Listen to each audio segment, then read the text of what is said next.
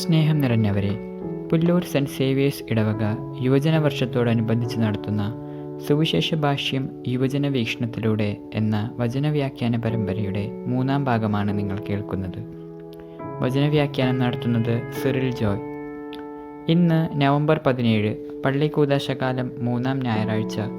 തിരുസഭ നമുക്ക് വിചിന്തനത്തായി നൽകിയിട്ടുള്ള വചനഭാഗങ്ങൾ നമ്മുടെ സൃഷ്ടാവായ ദൈവത്തിന് നമ്മുടെ ജീവിതങ്ങളെ പറ്റിയുള്ള പ്രതീക്ഷകളുടെയും ദൈവം തന്ന അമൂല്യമായ കഴിവുകൾക്ക് നമ്മുടെ അവിടത്തോടുള്ള പ്രതികരണത്തിൻ്റെയും മഹത്തരമായ ചിത്രം വരച്ചു കാട്ടുന്നു. നമ്മുടെ ദൈനംദിന ജീവിതത്തിൽ നാം ദൈവത്തോട് എത്രമാത്രം കടപ്പെട്ടിരിക്കണമെന്ന് ഈ വചനഭാഗങ്ങൾ നമുക്ക് പഠിപ്പിച്ചു തരുന്നു. ഇന്നത്തെ പഴയ നിയമ വായന ഉൽപ്പത്തി പുസ്തകം 29-ാം അധ്യായം 15 മുതൽ 30 വരെയുള്ള വാക്യങ്ങൾ നമ്മുടെ പൂർവ്വപിതാവായ യാക്കോബിൻ്റെ നീണ്ട 14 വർഷത്തെ കഠിനാധ്വാനത്തെ പ്രതിനിധാനം ചെയ്യുന്നു. നമ്മുടെ ഏറ്റവും പ്രിയപ്പെട്ടവർക്ക് വേണ്ടി നാം എത്രയധികം ആത്മാർത്ഥമായി ദൈവത്തിന് മുൻപിൽ അധ്വാനിക്കണമെന്ന് വചനഭാഗം ഓർമ്മിപ്പിക്കുന്നു. താൻ ഏറെ സ്നേഹിച്ചിരുന്ന ലാബാൻ്റെ ഇളയ മകളായ റാഹേലിനെ സ്വന്തമാക്കുവാൻ യാക്കോബ് ആഗ്രഹിച്ചു. 7 വർഷം ലാബാൻ്റെ കീഴിൽ അതിനുവേണ്ടി കഠിനാധ്വാനം ചെയ്യുവാൻ യാക്കോബ് തയ്യാറായി. എന്നാൽ 7 വർഷങ്ങൾക്കു ശേഷം യാക്കോബിന് ലഭിച്ചതാകട്ടെ ലാബാൻ്റെ മൂത്ത മകൾ ലയായെ. തൻ്റെ 7 വർഷത്തെ പ്രയത്നം നിഷ്ഫലമായെന്ന് മനസ്സിലാക്കിയ യാക്കോബ് പക്ഷേ പിന്തിരിയാൻ തയ്യാറായിരുന്നില്ല. ഇവിടെയാണ് യാക്കോബ് നമുക്കെല്ലാവർക്കും മാതൃകയാകുന്നത്. തൻ്റെ പ്രിയപ്പെട്ടവളായ റാഹേലിനായി യാക്കോബ് വീണ്ടും 7 വർഷം ലാബാൻ്റെ കീഴിൽ പണിയെടുക്കുകയാണ് ചെയ്യുന്നത്. അതിൻ്റെ പരിണിത ഫലമോ താൻ ആഗ്രഹിച്ചത് യാക്കോബിന് ലഭിക്കുകയും ചെയ്യുന്നു. നാം എല്ലാവരും നമ്മുടെ ആഗ്രഹങ്ങളും അഭിലാഷങ്ങളും ഉടനടി നടന്നു കിട്ടണമെന്ന് കരുതി ജീവിക്കുന്നവരാണ്. കുറച്ചു നാളൊക്കെ ആത്മാർത്ഥമായി പ്രാർത്ഥിക്കുകയും അധ്വാനിക്കുകയും ചെയ്യുന്ന നാം ഫലം കാണാതെ വരുമ്പോൾ അവിടെ വെച്ച് ഉപേക്ഷിച്ചു പോകുന്നു. ഇവിടെയാണ് ഈ വചനഭാഗം ഏറെ പ്രസക്തമാകുന്നത്. നമ്മുടെ ജീവിതത്തിലെ ഏറ്റവും വിലപ്പെട്ടതായി നാം കരുതുന്ന നമ്മുടെ ആഗ്രഹങ്ങൾ, നമ്മുടെ വിദ്യാഭ്യാസമായിരിക്കാം, ജോലിയായിരിക്കാം, നല്ലൊരു കരിയർ, കുടുംബജീവിതം, നല്ല വ്യക്തിബന്ധങ്ങൾ, ഇതൊക്കെ നേടുന്നതിനായി എത്ര കാലം വേണമെങ്കിലും പ്രത്യാശയോടെയും ദീർഘക്ഷമയോടും കൂടെ യാക്കോബിനെ പോലെ പ്രയത്നിക്കുവാൻ നാം പരിശ്രമിക്കണം. ചോദിക്കുവിൻ, നിങ്ങൾക്ക് ലഭിക്കും; അന്വേഷിക്കുവിൻ, നിങ്ങൾ കണ്ടെത്തും; മുട്ടുവിൻ, നിങ്ങൾക്ക് തുറന്നു കിട്ടും എന്ന ദൈവത്തിൻ്റെ വചനം നമ്മളെ ശക്തരാക്കട്ടെ. ഇന്നത്തെ ലേഖന വായന വിശുദ്ധ പൗലോസ്ലീഹ തെസ്സലോനിക്കക്കാർക്ക് എഴുതിയ 2-ാം ലേഖനം 3-ാം അധ്യായം 6 മുതൽ 15 വരെയുള്ള വചനഭാഗം ഇന്നത്തെ കാലത്ത് ഏറെ ശക്തമായ ഒരു ആശയമാണ് മുന്നോട്ട് വയ്ക്കുന്നത്. അധ്വാനിക്കാത്തവൻ ഭക്ഷിക്കാതിരിക്കട്ടെ എന്ന വിശുദ്ധ പൗലോസ്ലീഹയുടെ ശക്തമായ വാക്കുകൾ വരാനിരിക്കുന്ന കാലഘട്ടത്തെ മുൻനിർത്തി കണ്ടുകൊണ്ടുള്ളതാണെന്ന് നാം മനസ്സിലാക്കേണ്ടിയിരിക്കുന്നു. അധ്വാനത്തെ മഹത്വീകരിക്കുക മാത്രമല്ല സ്ലീഹ ഇവിടെ ചെയ്യുന്നത്, മറിച്ച് നമ്മുടെ ദൈവത്തിലുള്ള വിശ്വാസത്തിൻ്റെ ഒരു പ്രകടനമാണ് നമ്മുടെ അധ്വാനമെന്നാണ് സ്ലീഹ നമ്മളെ പഠിപ്പിക്കുന്നത്. ഏറെ നാൾ സാവോളായി സഭയെ പീഡിപ്പിച്ചുകൊണ്ടിരുന്നയാൾ മാനസാന്തരത്തിലൂടെ വിശുദ്ധ പൗലോസായി മാറി. പിന്നീട് അങ്ങോട്ട് സഭയ്ക്കു വേണ്ടിയും സമൂഹത്തിന് നന്മയ്ക്കും വേണ്ടി അക്ഷീണം അധ്വാനിക്കുന്ന വ്യക്തിയായി മാറുകയുണ്ടായി.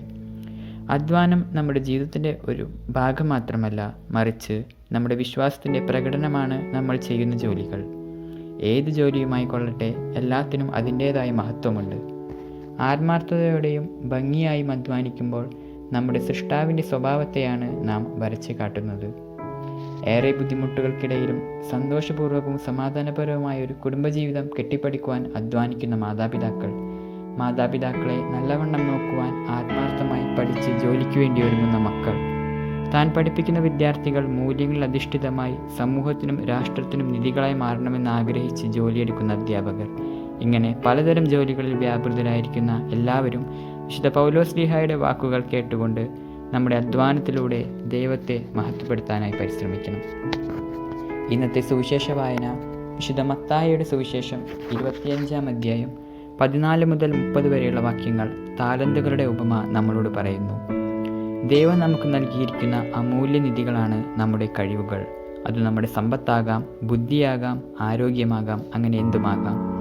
ദൈവം തന്നിരിക്കുന്ന അമൂല്യമായ ഈ കഴിവുകളെ എത്ര വിശ്വസ്തയോടെയാണ് നാം കൈകാര്യം ചെയ്യേണ്ടതെന്നും അത് മറ്റുള്ളവരുടെ അഭിവൃദ്ധിക്ക് വേണ്ടി പരമാവധി എങ്ങനെ ഉപയോഗപ്പെടുത്തണമെന്നും കർത്താവ് നമ്മെ പഠിപ്പിക്കുന്നു. ഈ ഉപമയിൽ പരാമർശിച്ചിരിക്കുന്ന 1 താലന്ത് എന്ന് പറയുന്നത് ഒരു കൂലിപ്പണിക്കാരൻ്റെ 20 വർഷത്തെ കൂലിയാണ്. ദൈവം ഭരമേൽപ്പിച്ചതിൽ ഏറ്റവും ചെറിയ ഒരു താലന്ത് പോലും എത്ര മൂല്യമുള്ളതാണെന്ന് ഇത് നമ്മെ സൂചിപ്പിക്കുന്നു.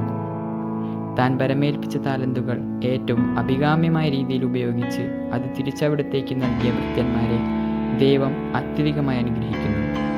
നിങ്ങൾ അല്പകാര്യങ്ങൾ വിശ്വസ്തരായിരുന്നതുകൊണ്ട് നിങ്ങളെ ഞാൻ അനേകം കാര്യങ്ങൾ ഭരമേൽപ്പിക്കുന്നു എന്ന് കർത്താവ് നമ്മെ അനുസ്മരിപ്പിക്കുന്നു. ഇവിടെ ഒരു താലന്ത് മാത്രം ലഭിച്ചവൻ അവൻ്റെ കഴിവിൻ്റെ മൂല്യം മനസ്സിലാക്കുവാൻ പരിശ്രമിച്ചില്ല. ഭയമാകുന്ന പിശാച് അവനെ ആ കഴിവ് ഫലപ്രദമായി ഉപയോഗിക്കുന്നതിൽ നിന്ന് തടഞ്ഞു. ഇത്തരത്തിലുള്ള ഭയം നാമും നേരിടാറുണ്ട്. എന്നാൽ ഭയത്തെ അതിജീവിച്ച് നമ്മുടെ വിലയേറിയ കഴിവുകൾ ഏറ്റവും ഫലപ്രദമായി ഉപയോഗിക്കുവാനും അതുവഴി മറ്റുള്ളവരെ സ്നേഹിക്കുവാനും നമുക്ക് സാധിക്കും. ചുരുക്കത്തിൽ പറഞ്ഞാൽ ഇന്നത്തെ ഈ 3 വചനഭാഗങ്ങളും 3 ചോദ്യങ്ങളാണ് നമ്മളോട് മുന്നോട്ട് വയ്ക്കുന്നത്. നമുക്ക് ദൈവം നൽകിയിരിക്കുന്ന അമൂല്യമായ കഴിവുകൾ നാം എങ്ങനെയാണ് ഉപയോഗിക്കുന്നത്? നമ്മുടെ അധ്വാനത്തിലൂടെ ദൈവത്തെ മഹത്വപ്പെടുത്തുവാൻ നാം പരിശ്രമിക്കാറുണ്ടോ?